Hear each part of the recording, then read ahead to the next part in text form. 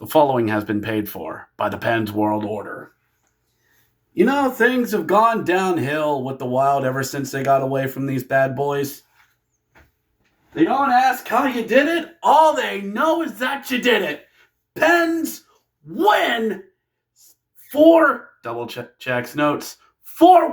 over the Minnesota Wild up there in Minneapolis, Minnesota, don't you know? Where they're just so nice up there. I mean, they have twins based.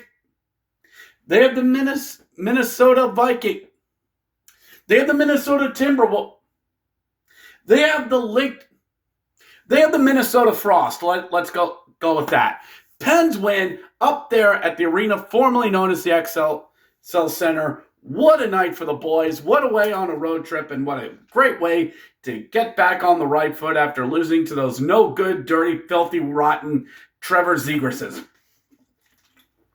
No, I'm still not over it. Why do you ask? So, this is a game where the Pens have a really interesting road trip coming up because the Pens, this is the first of three. This is Minnesota, which can be an extension of Winnipeg, or is Winnipeg an extension of Minnesota? Where they're going to go to the Fighting Connor Hellebuycks in Winnipeg, and then over to take on the Fighting Steve Dangles in Toronto on Monday. So, technically, out of the three, this is the most winnable of the three. And a win tonight would solidify the Pens winning the week. And I'm all for it. And the Pens needed to show that after a little bit of a clunker in Philadelphia, they can rebound from this. And, well, it wasn't exactly the best start for the Pens because, well, Minnesota came out and did Minnesota things, outshot the Pens nearly 10-5 to start the game. And Kirill Kaprizov, the Lord and Savior of the Minnesota Wild, the new girlfriend got paid there in Minnesota, knocks one up and in on a nice feed by Marcus Johansson to make it 1-0, and the Pens start to bounce back a little bit. They're immediately going after it. Evgeny Malkin appears to score on Philippe Gustafsson, but wait, no. Ref's got to get in there. It's immediately waved off for goaltender interference. But a Wild guy shoved Malkin into him. That should kind of be waved off. Well, Dan Muse challenges it because in the NHL, the points don't matter and the rules don't matter. What is goaltender interference? I don't know. Let's just spin the wheel. Come on, $1. And Pens, not this time.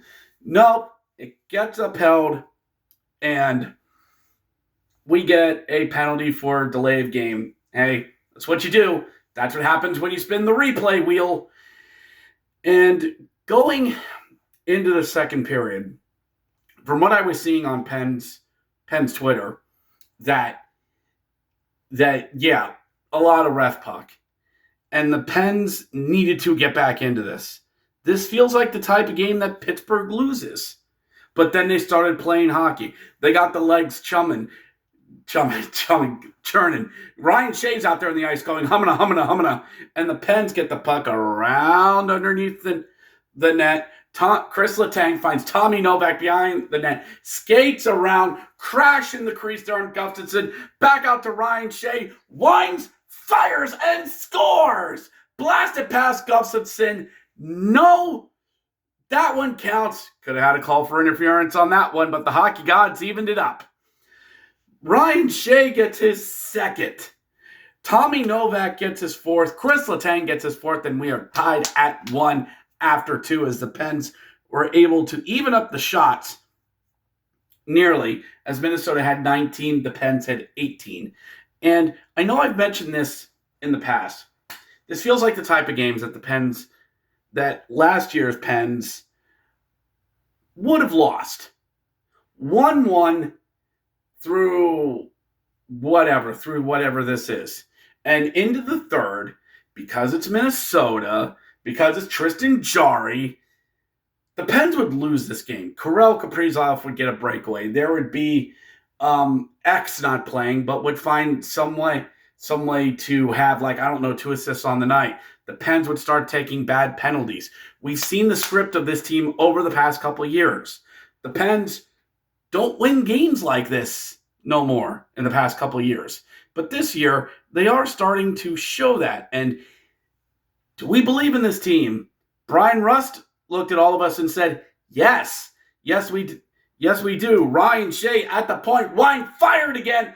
Brian Rust smacks a tip in on a backdoor play, puts it past Philippe Gustafson. 6 minutes into the third, 2-1 Pens take the lead. Rust is fourth, Shea is fifth, Letang is fifth. Power play for the Pens a few minutes later, and the first line is out there. The big boy line is out there. You have Gino, you have Crosby, you have Rust.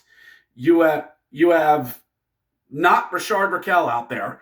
And you have Ben Kindle, the kid, his 10th game. Now, this is important, Pens fans, because Ben Kindle's playing his 10th game tonight, which means they ain't sending him back to juniors, and they are burning off a year of his entry-level contract. If he plays 10 games, 10 NHL games, you burn it, you're going to lose of his entry-level deal. You could send him back to juniors before that and not have his entry-level contract kick in as of yet. It's a complicated thing. But now, with Kindle staying, that's that first year done. But Kindle, he's just playing so freaking well. And the Pens power play needs to get going. And, well, actually have been getting going as Malkin fires one off a really nice passing play out from the point. Malkin kneeling one tire, goes up and over the net as Cussing couldn't get over. Rust gets it, throws it out in front. Ben Kindle shoots and he scores. Wearing number 81, channeling the power of Phil Kessel, and makes it 3-1 Pens. Pens take a penalty about 5 minutes later, but are able to hold off the Minnesota Wild. Anthony Manthanana makes it 4-1 with an empty netter, and we are done here. Pack up the stuff, we gotta go. Well, don't we want to stay there? There's a really nice steakhouse down the road. Nope. You had all day yesterday to enjoy Minnesota. Now, get out. We got to get up. We got to get up to Winnipeg. Or as the Simpsons once said, that's it. Back to Winnipeg. And the Pens just win again. It's weird. I'm not used to this. I'm really not. And we're almost at 10 straight games in a row. Not 10, but the point streak still going on. Not 10 straight games with the point. We're almost up to there. It's probably got to be like 8 or 9 by this point. And you know what? You know what the funny thing is? We're atop the Metro. Yes, I know. It's the end of October. I know. But let us believe in this one moment. 8-2-2, 18 points. We're atop the Eastern Conference. With a plus 13 differential. 3-1-1 at home. 5-1-1 on the road. 2 shootout losses, but oh well. Getting points. I don't understand it myself. Technically, we're tied with New Jersey, who's played 2 less games, but they have 16. We have 18.